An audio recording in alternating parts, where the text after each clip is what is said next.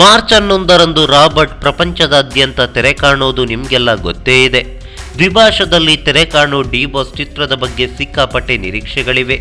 ಬಹುಮುಖ್ಯವಾಗಿ ಮಾರ್ಚ್ನಲ್ಲಿ box office ಸುಲ್ತಾನ್ನ cinema ತೆರೆ ಕಾಣೋದ್ರಿಂದ ಆ ದಿನ ಮಾತ್ರವಲ್ಲ, ಮಾರ್ಚ್ ತಿಂಗಳಲ್ಲೇ ಯಾವ ಸ್ಟಾರ್ ಸಿನಿಮಾನೂ ತೆರೆ ಕಾಣ್ತಿಲ್ಲ. ಆದರೆ ಅದೇ ತಿಂಗಳು ಇಂಗ್ಲಿಷ್ ಅನ್ನೋ ತುಳು ಸಿನಿಮಾ ರಿಲೀಸ್ ಆಗಲಿದ್ದು ತುಳುನಾಡಿನಾದ್ಯಂತ ಸಿಕ್ಕಾಪಟ್ಟೆ ನಿರೀಕ್ಷೆ ಮೂಡಿಸಿದೆ.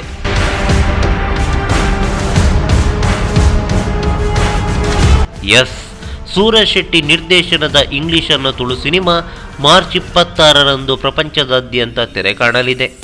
2 ವಾರ ಅಂತರದಲ್ಲಿ ರಾಬರ್ಟ್ ಮತ್ತು ಇಂಗ್ಲಿಷ್ ಕರಾವಳಿಗರನ್ನು ರಂಜಿಸಲಿದೆ. ಇಲ್ಲಿ ಬಹುಮುಖ್ಯವಾಗಿ ಕನ್ನಡದಿಂದ ತುಳುವಿಗೆ, ತುಳುವಿನಿಂದ ಕನ್ನಡಕ್ಕೆ ಯಾವುದೇ ಸಮಸ್ಯೆ ಇಲ್ಲ. ಆಯಾ ಸಿನಿಮಾಗೆ ಅದರದ್ದೇ ಆದ ಪ್ರೇಕ್ಷಕ ವರ್ಗವಿದೆ. ಈ ವಿಚಾರ ಪ್ರತಿಯೊಬ್ಬರಿಗೂ ಗೊತ್ತೇ ಇದೆ. ಇದಕ್ಕಿಂತ ಬಹುಮುಖ್ಯವಾಗಿ ಒಂದು ಹೆಮ್ಮೆ ಪಡುವ ವಿಚಾರವೂ ಇದೆ. ಅದೇನು ಗೊತ್ತಾ?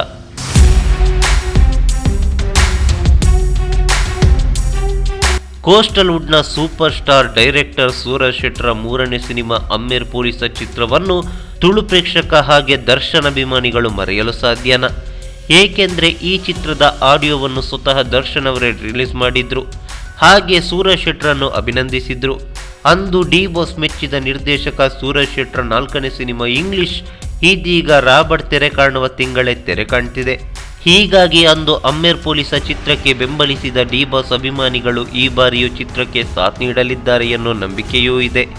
ನಮ್ಮ ರಾಜ್ಯದ ಇನ್ನೊಂದು ಭಾಷೆಯ ಸಿನಿಮಾ ಕರಾವಳಿಯ ಜೊತೆಗೆ ಬೆಂಗಳೂರು ಸೇರಿದಂತೆ ರಾಜ್ಯದ ಒಂದಿಷ್ಟು ಊರುಗಳಲ್ಲಿ ಹಾಗೆ ದೇಶ ವಿದೇಶದಾದ್ಯಂತ ಏಕಕಾಲಕ್ಕೆ ತೆರೆ ಕಾಣಲಿದೆ.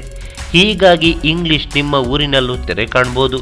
ಪ್ರತಿಯೊಬ್ಬರು ಕೂಡ ಈ ಸಿನಿಮಾವನ್ನು ವೀಕ್ಷಿಸಿ ಚಿತ್ರಕ್ಕೆ ಬೆಂಬಲಿಸ್ತೀರಿ ತಾನೆ?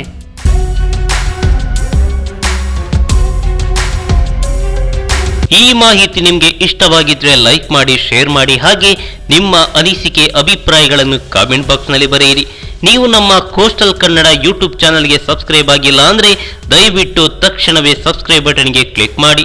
ಹಾಗೆ ನಮ್ಮ ಪ್ರತಿ ಅಪ್ಡೇಟ್ಸ್ಗಳನ್ನು ಶೀಘ್ರದಲ್ಲೇ ತಿಳಿಯಲು ಪಕ್ಕದಲ್ಲಿರೋ ಬೆಲ್ ಐಕಾನ್ಗೆ ಕ್ಲಿಕ್ ಮಾಡಿ.